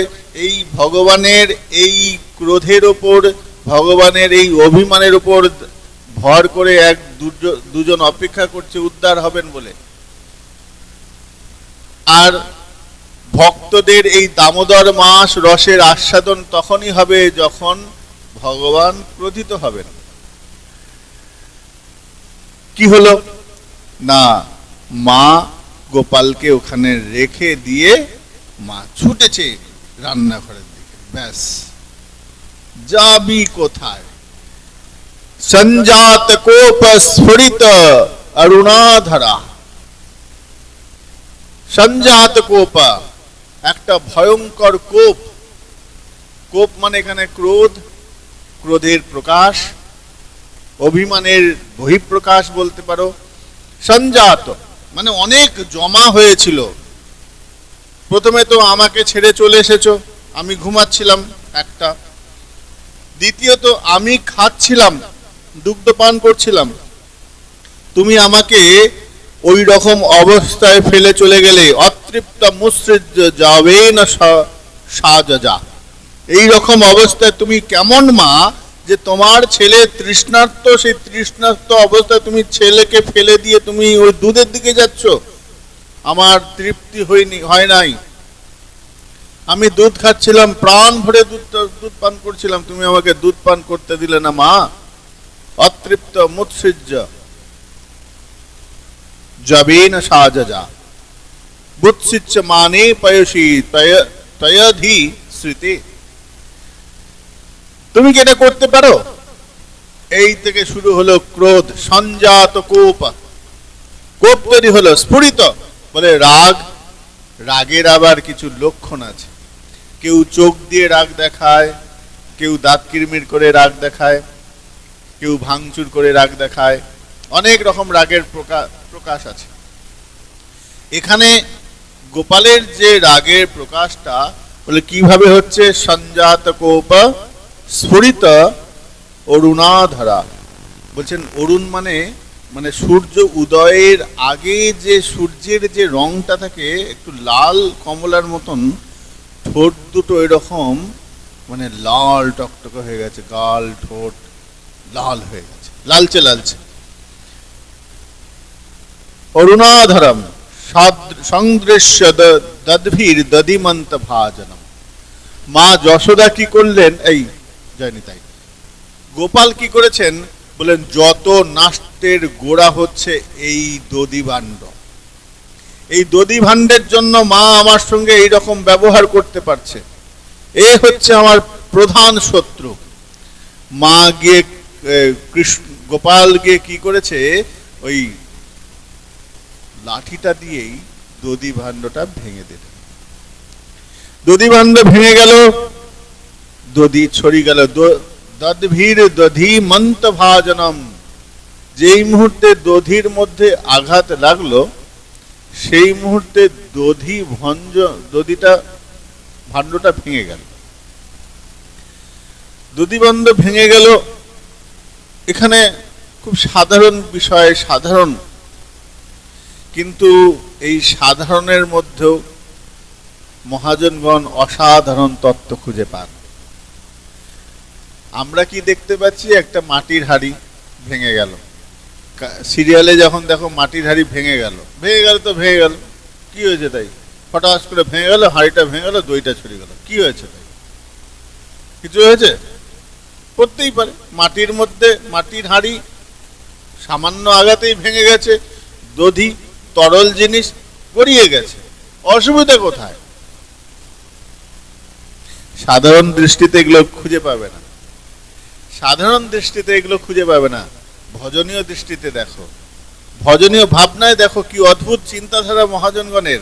মহাজনগণ বলছেন, আরে দধিগুলো বলছে, প্রভু এতদিন আমি এই মাটির হাঁড়ির মধ্যে আবদ্ধ ছিলাম, আমি এতদিন মাটির হাঁড়ির ভেতরে ছিলাম, তুমি যখন মাটির হাঁড়িটা ভেঙে দিলে আমরা তো আশ্রয়হীন হয়ে গেলাম, তাই না? এতক্ষণ আশ্রয়ের মধ্যে ছিলাম, একটা মাটির হাঁড়ি, সেটা আশ্রয় ছিল।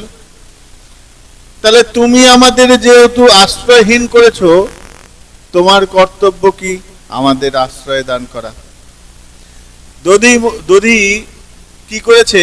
কৃষ্ণের গোবিন্দের গোপালের চরণ যুগলকে একদম আষ্টে পৃষ্ঠে জড়িয়ে ধরেছে, আষ্টে পৃষ্ঠে জড়িয়ে ধরেছে।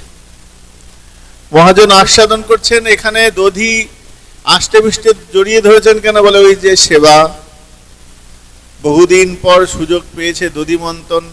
দধিরা ভাবছে আমরা তো পেটে যাই কিন্তু চরণ তো পাই না।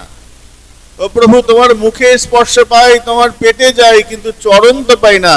আজ সুযোগ পেয়েছি তোমার চরণ যুগলকে একবার আলিঙ্গন করব, একবার তোমার ওই চরণ যুগলকে জড়িয়ে ধরে হাগুর হানিতাই হাগোবিন্দ বলে কাঁদবো। এই সুযোগ তো আর দ্বিতীয়বার আসবে না।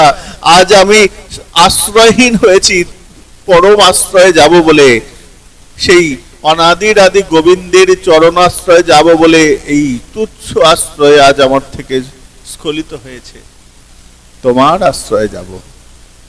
তাই দধি জোরে দৌড়ে দৌড়ে গোবিন্দের চরণে ছুটে যাচ্ছে। গোবিন্দ বলে আসিস না, আসিস না, আসিস না। বলে না না না না না না, তুমি যখন আমাকে আশ্রয়হীন করেছো, তোমাকে আমাদের দায়িত্ব নিতেই হবে, তোমার চরণকে আমরা ছাড়বো না।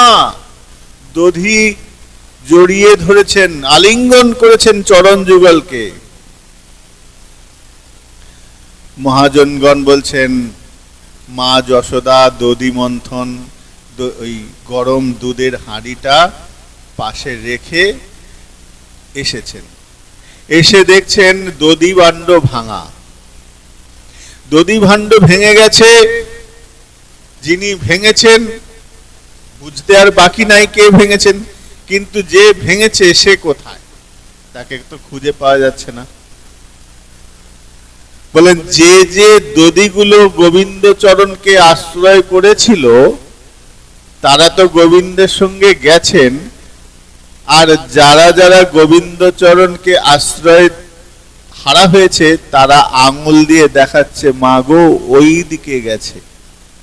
বলে যখন পাটা মাটিতে পড়েছে, একটা পা উপরে একটা পা মাটিতে, তখন ওই পায়ের তলায় লেগে থাকা দধি মাখন মাটিতে ছাপ হয়েছে। আবার সেই পাটা উঠে যখন অন্য পা আবার লেগেছে, সেই চরণে লেগে থাকা দধি মাখন তারা পতিত হয়ে গেছে। তারা বলছে আমরা গোবিন্দ হারা হয়ে গেছি। তাহলে আমরা তো আর গোবিন্দ ছাড়া নেই, কিন্তু সেবাটা তো আরো সুন্দর যাতে হয়, কি করা যায়? মাকে দেখিয়ে দেব, তোমায় যে কালে পেলাম না, তোমাকে বার দেখিয়ে দেব তুমি কোথায় আছো। বলে তোমাদের এত স্বার্থপর দোষ, হ্যাঁ ও দধি, তোমাদের এত কেন গা জ্বালা? ওই কৃষ্ণকে ধরিয়ে দিচ্ছ? বলে ধরিয়ে দেবো না, উনি আমাদের চরণ ছাড়া আমাদের আশ্রয় ছিন্ন করেছে, আশ্রয় থেকে সরিয়ে দিয়েছে। আর আমরা বড় আশ্রয় নিয়ে, বড় আশা নিয়ে আশ্রয়িত হয়েছিলাম, আশ্রয়হীন। এখন আমরা মায়ের চরণকে আশ্রয় করব, তিনি নিশ্চয়ই কৃপা করবেন। মায়ের সন্তানকে সন্তানের মায়ের কাছে ফিরিয়ে দিতে হবে, আমাদের কর্তব্য। দধি বলছেন মা দেখো দেখো ওই দিকে গেছে, ওই দিকে গেছে। মা ওই চরণের চিহ্ন আশ্রয় করে করে যাচ্ছেন, যেতে যেতে যেতে যেতে হঠাৎ করে দেখছেন আর পাওয়া যাচ্ছে না, ওই পদচিহ্ন কোথায় হারিয়ে গেছে, পদচিহ্ন কোথায় হারিয়ে গেছে, আর পাওয়া যাচ্ছে না।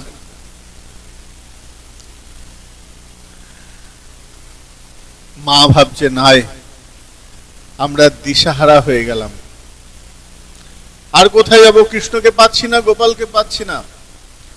এখানে শাস্ত্রীয় সিদ্ধান্ত হচ্ছে, যখন তুমি গোবিন্দ সন্ধানে হারিয়ে যাবে, গোবিন্দকে খুঁজে পাচ্ছ না, তখন কি করবে? বলে গোবিন্দ চরণকেই আশ্রয় করতে হবে, গোবিন্দ চিন্তনের মাধ্যমে। যখন কোনো পথ খুঁজে পাচ্ছ না, যখন কোনো আশ্রয় খুঁজে পাচ্ছ না, তখন মনটা নিবেশ করে দাও তার চরণে। মা চোখ বন্ধ করে চিন্তা করছে গোপাল কোথায়, গোপাল তুমি কোথায়, গোপাল কোথায়। হঠাৎ করে দেখছে একটা ইঙ্গিত পাচ্ছে, কিচির মিচির কিচির মিচির কিচির মিচির আওয়াজ হচ্ছে। কোথায় আওয়াজ হচ্ছে? বলে রান্নাঘরে, ওই ভাঁড়ারের ঘরে। মা আস্তে আস্তে গিয়ে দেখছেন ভাঁড়ারের ঘরে গোপাল কি করেছে, ওই ঝোলানো ছিল, দধি ভাণ্ড ওই মাখনের এগুলো লাঠি দিয়ে মেরে মেরে ভেঙেছে আর বাঁদরগুলোকে খাওয়াচ্ছে। বাঁদরেরা খাচ্ছে, দু হাতে খাচ্ছে, গোপাল খা কিচির মিচির করছে। বাঁদর খাওয়াচ্ছে, নিজে খাচ্ছে, নিজে খাচ্ছে, খাওয়াচ্ছে। এখানে মহাজনগণ আস্বাদন করছেন, বলছেন আচ্ছা রাম ওই বানরকে কেন খাওয়াচ্ছেন? বলেন রাম অবতারে অনেক প্রতিজ্ঞাবদ্ধ। এই বানর সেনারা মা সীতা উদ্ধারে বহু পরিশ্রম করেছে, ভালো মতন খেতে পান নাই। এইবার সেই বানরেরা এসেছেন, বলছেন আজ আমরা পেট ভরে খাবো, হে গোবিন্দ, হে গোপাল, আমরা প্রাণ ভরে খাবো, তুমি দাও। গোপাল বলছে দেখ আমার মায়ের কত সুন্দর সুন্দর রান্না, তোদের তো জঙ্গলে ভালো খাবার দিতে পারি নাই, আয় তোরা খেয়ে যা। তাই খাওয়াচ্ছেন, নিজেও খাচ্ছেন।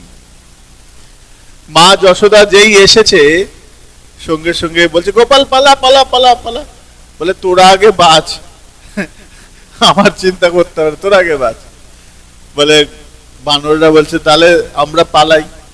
মা লাঠি নিয়ে আসছে, মা যশোদা গোপালকে ধরতে যাচ্ছে। গোপাল শৈশবের যেমন লক্ষণ, ছুটছে, মাও ছুটছে, গোপালও ছুটছে। ছুটতে ছুটতে ছুটতে ছুটতে মা ঘামছে, মায়ের শরীর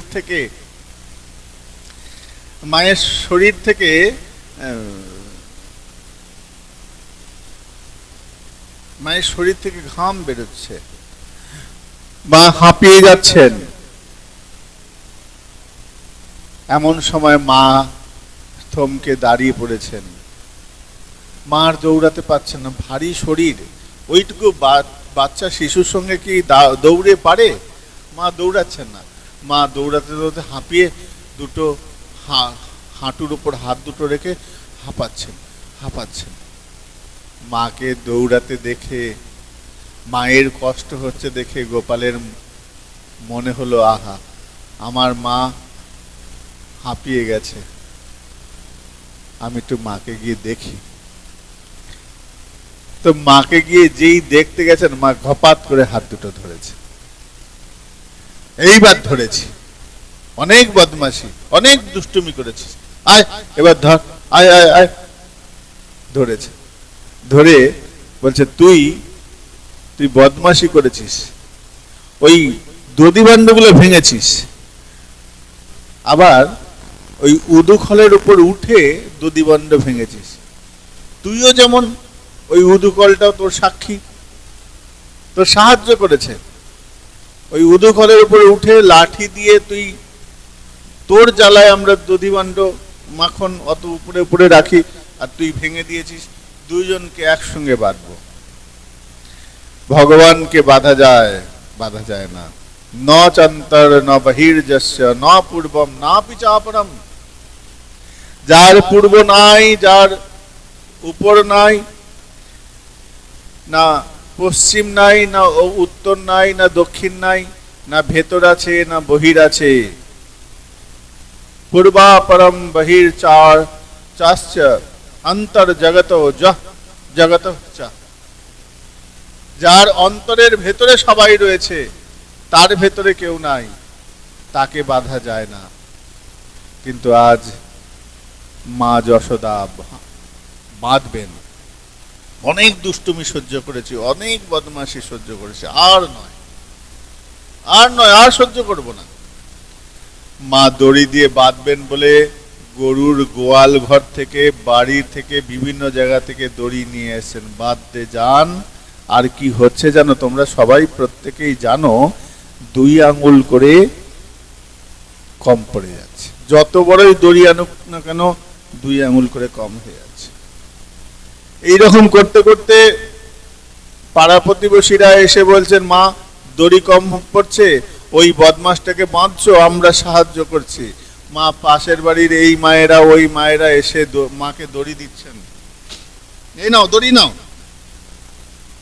যতই দড়ি দেন না কেন, দড়ি ওই 2 আঙুল করেই কম পড়ে যায়, 2 আঙুল করে কম পড়ে যাচ্ছে।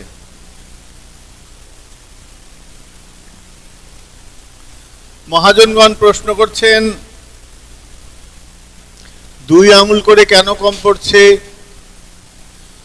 বলে এখানে বোঝার বিষয়, যাকে বাধা যায় না, যাকে ছোঁয়া যায় না, যিনি অনন্ত, যিনি অগম্য, যিনি অচিন্ত, সেই অচিন্তবাদকে বাঁধার চেষ্টা করছেন যিনি, তিনি একজন সাধারণ মনুষ্য শরীর।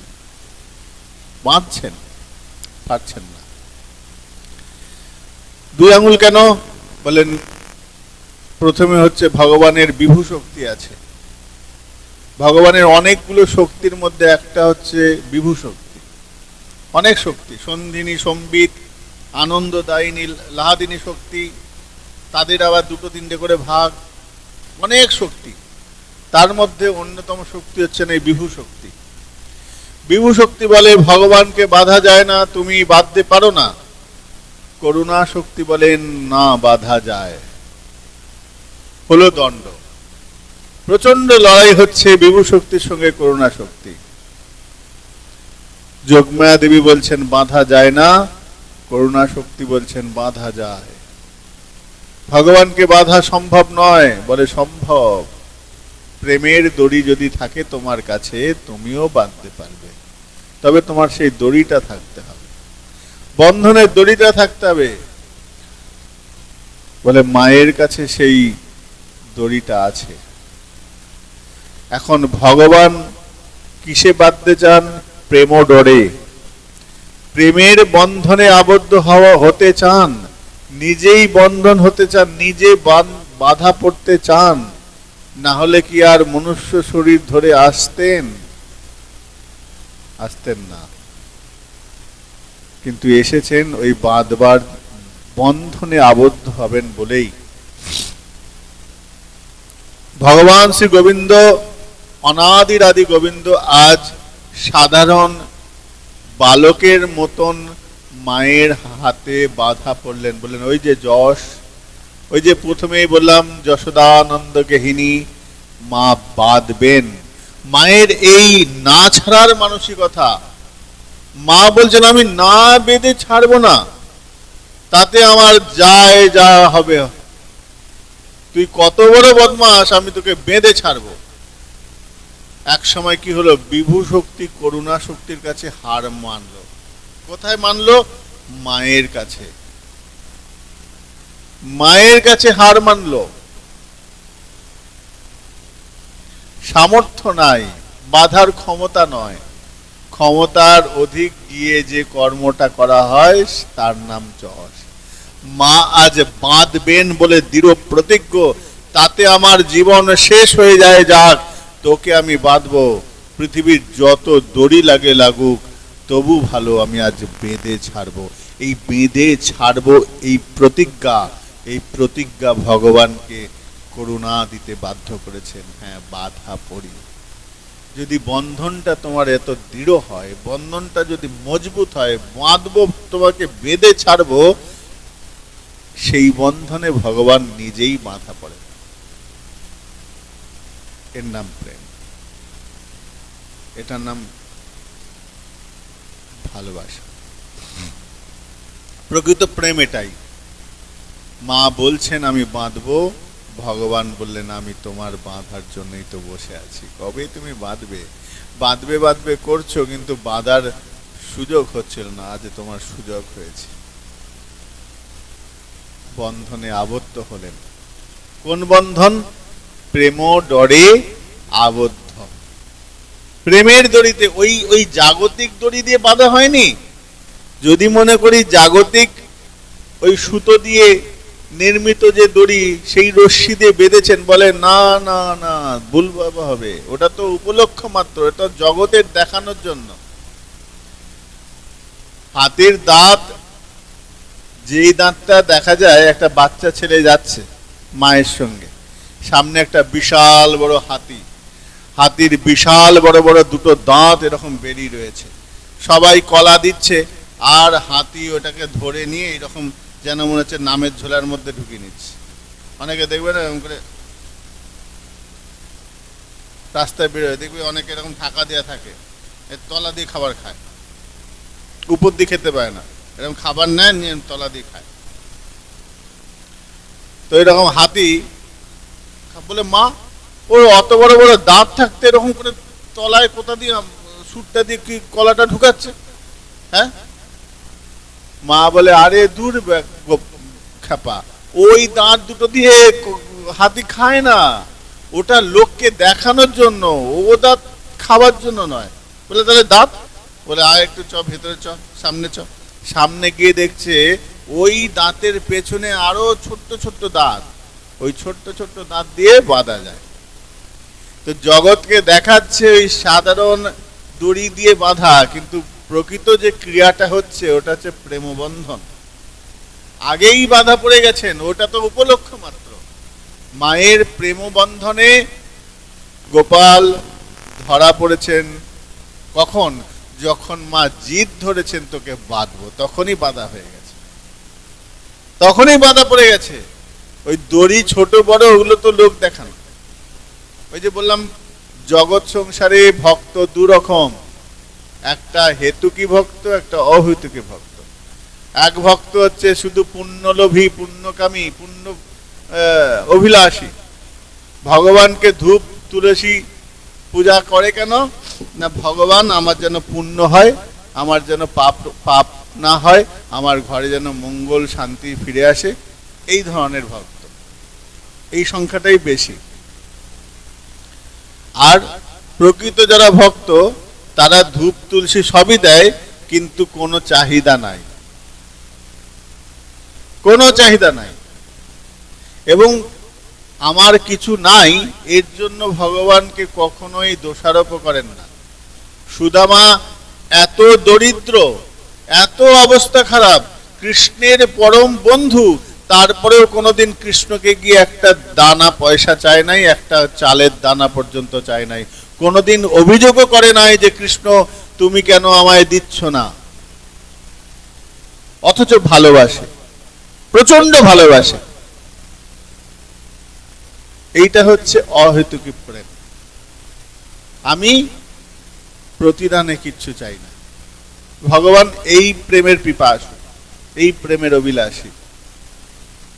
এরপরে মা যশোদা যখন চলে গেলেন, গোপাল আস্তে আস্তে বেরিয়েছেন ওই উদুখলকে নিয়ে, একসঙ্গে নিয়ে যাচ্ছেন। যেতে যেতে দুটো গাছের মাঝখানে পড়েছে। গাছ দুটোর মাঝখানে ওই উদুখলটা আটকে গেছে। গোপাল জোরে টান মেরেছেন, গাছ দুটো মড়মড় করে ভেঙে পড়ল, মড়মড় করে ভেঙে পড়ল। ওই গাছ দুটো যখন ভেঙে গেল, গাছ থেকে দুখানা দৈব শরীর বেরিয়ে এলো। তাদের নাম হচ্ছে যমুনা, নলকুবের ও মণিগ্রীব। দুটো অর্জুন গাছ। এই অর্জুন গাছ, এই দুইজন অভিশপ্ত ছিল, এরা গান্ধর্ব। এরা বলছেন, প্রভু তোমার কৃপায় আমরা এই অভিশপ্ত জীবন মুক্ত হয়েছি, তুমি আশীর্বাদ করো, আমরা এবার নিজ লোকে চলে যাব। প্রভু আশীর্বাদ করলেন, তারা নিজ লোকে চলে গেলেন। দামবন্ধ লীলার মূল বিষয় হচ্ছে মা বেঁধেছেন, কিন্তু তার সঙ্গে আনুষঙ্গিক এই লীলাটাও। বলে, এত নাম থাকতে অর্জুন নামটা দেওয়া হলো কেন? বলে, অর্জুন নামটা ভগবানের প্রিয় সখা। বলে, ওই অর্জুন নামকে আশ্রয় করলে পরে অন্য কোনো গাছের নাম হলে পরে এতক্ষণে হয়তো কৃপা হতো না। কিন্তু যেহেতু ভগবানের সখার নামকে আশ্রয় করেছেন, ভগবান বলেন ওকে তো কৃপা করতেই হবে, ওদের উদ্ধার করতেই হবে। এত গাছ থেকে কলা গাছ নয়, বেগুন গাছ নয়, পটল গাছ নয়, অর্জুন গাছ হলো, যে গাছের কোনো কাজে লাগে না, তাই না? বেগুন গাছ হলে দুটো বেগুন পাততে পারতাম, আম গাছ হলে দুটো আম পাততে পারতাম। বলে, এমন গাছ যার ফলও নাই, ফুলও নাই, কোনো কাজেই লাগে না। অর্জুন গাছ, ছালটা অবশ্য কাজে লাগে। তো বলছেন যে কেন? বলে, ওই যে অর্জুন নামটা ছিল, শুধু অর্জুন নামকে নামাভাসে, নামাভাসে মুক্তি। এই যে নামের আভাস, নাম নয়, সাক্ষাৎ আভাস। অর্জুনের নামকে আশ্রয় করেছে ভগবান, বললেন আমি তো অবশ্যই কৃপা করব, খুব তাড়াতাড়ি কৃপা করব। যেমন ধরো কোন একটা বড় অফিসারের বাড়িতে গেছো, এখন অফিসারের বাড়িতে বিশাল লাইন, বিশাল লাইন। তুমি গিয়ে একটা চিঠি দিলে, এটা অফিসারকে দেখান, দেখবেন হয়ে গেছে। তো দারোয়ান গিয়ে অফিসারকে দেখিয়েছে, অফিসারকে দেখাতেই অফিসার বলছে, আরে তোমার বন্ধু, আরে ডাক ডাক ডাক ডাক। বলে স্যার অনেক লাইন রয়েছে, বলে লাইনের নিকুচি করছে, আমার বন্ধুর, আর বন্ধু পাঠিয়ে চাই, ছেড়ে দে ছেড়ে দে ছেড়ে দে। তো বিশেষ, এটা বিশেষ। তো বন্ধু চিঠি লিখে পাঠিয়েছে, আমার একজনকে পাঠাচ্ছি, ওর সঙ্গে একটু দেখা করিস। ওই অফিসারের বাড়িতে প্রচুর লাইন, লোকের লাইন, কিন্তু ওই একটা ছোট্ট লেখা যে আমার এই আমি একজনকে পাঠাচ্ছি, তার সঙ্গে একটু দেখা করিস, ব্যাস দেখা হয়ে। তো ভগবান বলছেন, আমার বন্ধুর নামকে আশ্রয় করেছো, তোমাকে তো কৃপা করবই। তাই নলকুবের এবং মণিগ্রীব এদের দুজনকে উদ্ধার করলেন। আজকে এই প্রসঙ্গে এখানে বিশ্রাম রাখছি।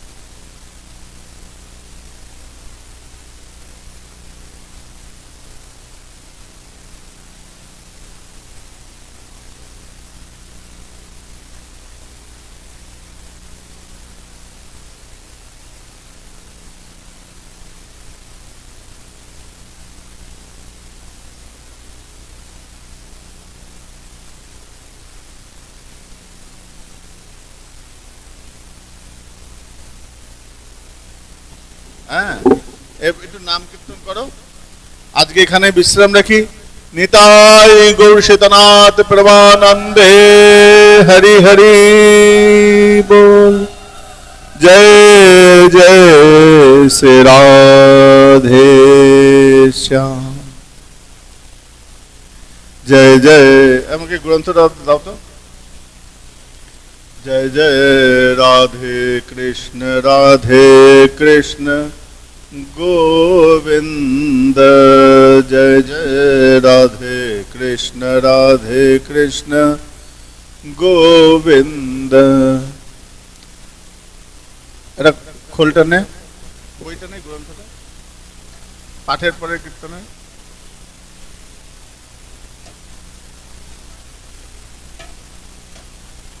বই নেই। রাধে গোবিন্দ রাধে গোবিন্দ, সবাই রাধে গোবিন্দ রাধে, রাধে গোবিন্দ রাধে গোবিন্দ রাধে গোবিন্দ। जय जय राधे कृष्ण गोविंद। जय राधे कृष्ण गोविंद। जय जय राधे कृष्ण जय जय राधे कृष्ण गोविंद। जय जय श्याम सुंदर मदन मोहन वृंदावन चंद्र। श्याम सुंदर मदन मोहन वृंदावन चंद्र। जय राधा कांत राधा विनोद श्री राधे गोविंद। राधा कांत राधा विनोद श्री राधे गोविंद। जय जय रासेश्वरी विनोदिनी भानुकुल चंद्र। जय रासेश्वरी विनोदिनी भानुकुल चंद्र। जय रासेश्वरी विनोदिनी भानुकुल चंद्र। जय रासेश्वरी विनोदिनी भानुकुल चंद्र। जय जय ललिता विशाखायादि जत सखी वृंद। जय ललिता विशाखायादि जत सखी वृंद। जय ललिता विशाखायादि सखी वृंद। ललिता বান্ধবী সখায়াদি যত সখী বৃন্দ তোমরা সব মিলে করো দয়া আমি অতি মন্দ সবে মিলে তোমরা সবাই ভালো, আমি খারাপ। আমি অতি মন্দ তোমরা সবে মিলে করো দয়া আমি অতি মন্দ সবে মিলে কর দয়ায় আমি অতি মন্দ একবার কৃপা করে দাও হে যুগল চরণ অরবিন্দ কৃপা করে দাও যুগল চরণ রবিন্দ কৃপা করে দাও হে যুগল চরণ অরবিন্দ কৃপা করে দাও যুগল চরণ রবিন্দ রাধে কৃষ্ণ গো